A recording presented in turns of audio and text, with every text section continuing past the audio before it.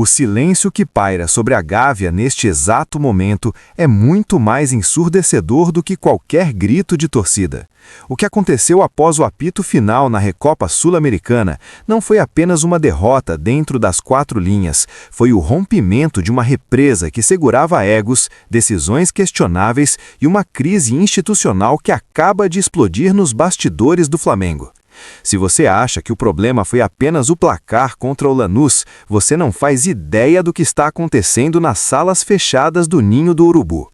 A declaração de Filipe Luís de que o time fez um grande jogo foi a gota d'água e o presidente BAP já tomou uma atitude drástica. A guerra interna começou. Para entendermos a gravidade da situação, precisamos dissecar as entranhas desse desastre. O clima no vestiário rubro-negro, que já vinha carregado por uma pré-temporada conturbada, transformou-se em um verdadeiro barril de pólvora nas últimas 48 horas. A derrota para o Lanús e a consequente perda do título da Recopa serviu apenas como detonador. Mas a bomba, meus amigos, a bomba foi armada muito antes da bola rolar. O que chegou até nós através de fontes extremamente confiáveis de dentro do clube revela um cenário de desorientação total e falta de sintonia entre o comando técnico e a diretoria. A alta cúpula do Flamengo não está apenas chateada com o vice-campeonato. Eles estão furiosos e o alvo principal tem nome e sobrenome: Filipe Luís. O ponto central da discórdia, aquilo que fez o sangue dos dirigentes ferver, não foi nem o futebol pobre apresentado em campo, mas a leitura de realidade, ou a falta dela, demonstrada pelo treinador na coletiva de imprensa. Ao afirmar categoricamente que o Flamengo fez uma grande partida, Filipe Luís parece ter assistido a um jogo diferente do que viram o presidente BAP, os torcedores e, principalmente, os conselheiros do clube. Internamente, essa fala soou como uma afronta, um deboche, ou, na melhor das hipóteses, uma tentativa desastrada de blindar um elenco que já não responde como antes. Uma fonte ligada diretamente à presidência foi taxativa ao dizer que a entrevista foi pior do que a derrota em si. A frase que ecoa nos corredores da Gávea é dura: era melhor ter ficado quieto. Quando a diretoria prefere o silêncio do treinador às suas explicações, é sinal de que a confiança começou a ruir.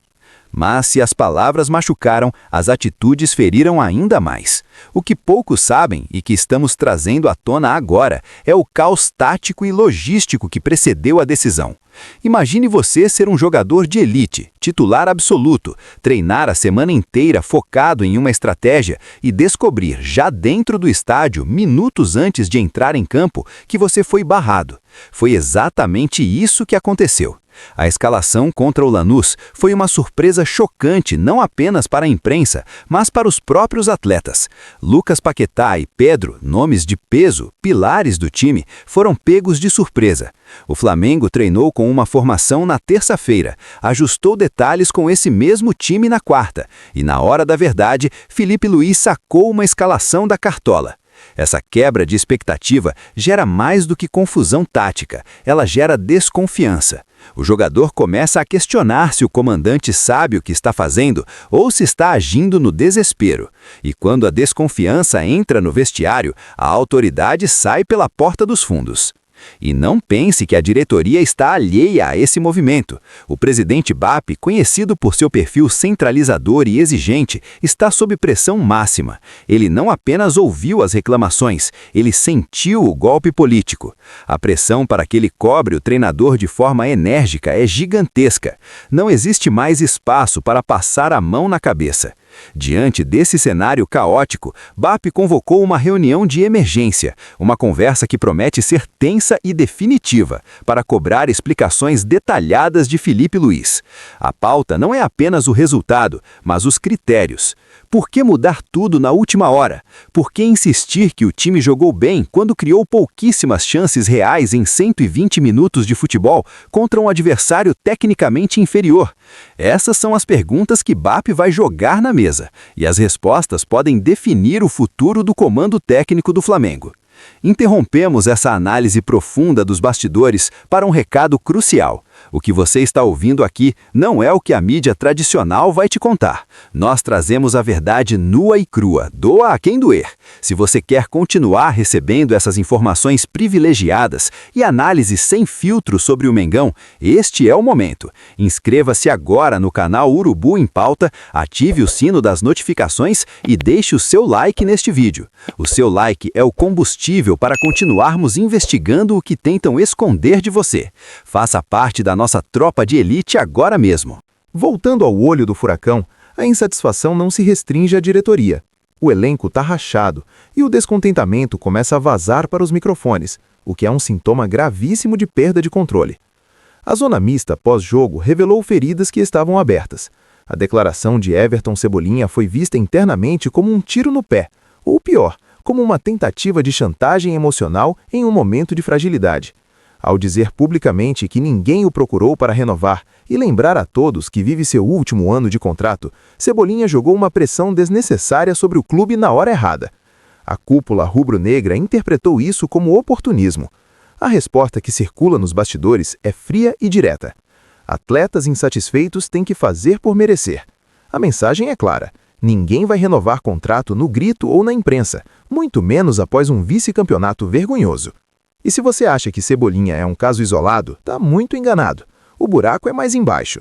Existe um incômodo generalizado com o planejamento da temporada, e isso respinga diretamente na gestão do presidente BAP. Os jogadores não engoliram a volta antecipada das férias. O acordo tácito era um retorno gradual, visando a recuperação física plena. O planejamento inicial previa a volta do grupo principal apenas no dia 28, contra o São Paulo, mas o fracasso retumbante do time sub-20 no Campeonato Carioca forçou o BAP a intervir. O medo de perder pontos preciosos no estadual e a pressão da torcida fizeram o presidente ordenar o retorno para o dia 21, contra o Vasco. Os atletas tiveram que acatar, mas a insatisfação ficou. Eles se sentem peças de xadrez movidas sem consideração pela parte física. E agora, com o time jogando 120 minutos e perdendo nos pênaltis, o argumento do desgaste físico volta com força total como justificativa para o fracasso. O que temos hoje no Flamengo é uma tempestade perfeita. De um lado, um treinador que parece tentar criar uma realidade paralela para se proteger, irritando seus superiores.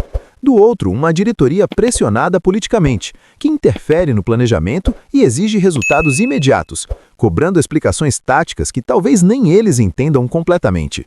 E no meio disso tudo, um elenco de estrelas, com egos inflados, sentindo-se injustiçado pelas mudanças repentinas na escalação e pela falta de tato na gestão de carreiras e contratos.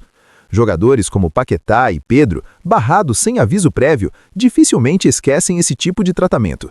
A confiança, uma vez quebrada, demora a ser reconstruída, e o futebol, como sabemos, não perdoa times desunidos.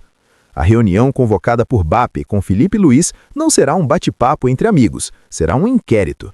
A diretoria quer entender os critérios, quer saber se o treinador perdeu a mão do elenco, quer saber se as declarações de grande jogo foram delírio ou estratégia. E, acima de tudo, quer saber como o Flamengo vai sair desse buraco antes que a temporada inteira seja comprometida. O risco de uma crise prolongada é real. Se as respostas de Felipe Luiz não forem convincentes, a pressão externa pode se tornar insustentável. O Flamengo não tem paciência para projetos de longo prazo, quando os resultados imediatos são vexames como este. Estamos diante de dias decisivos. O clima no ninho do Urubu é de guerra fria, com olhares desconfiados e conversas em voz baixa. A cada nova informação que chega, fica mais claro que a derrota para o Lanús foi apenas o sintoma de uma doença que já estava instalada. O desconforto é geral: diretoria contra técnico, técnico contra a lógica, jogadores contra o planejamento. Resta saber quem vai cair primeiro. A corda está esticada ao máximo, e no Flamengo ela sempre arrebenta para o lado que mostra menos resultado. Agora, eu quero saber a sua opinião sincera, torcedor. Quem tem razão nessa história toda?